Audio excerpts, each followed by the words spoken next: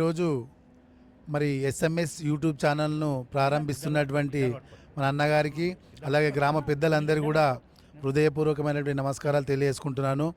మరి డబిల్పూర్ గ్రామం అంటేనే దేశ విదేశాలలో ఈరోజు మరి మారు మోగిపోతున్న మన గ్రామం పేరు.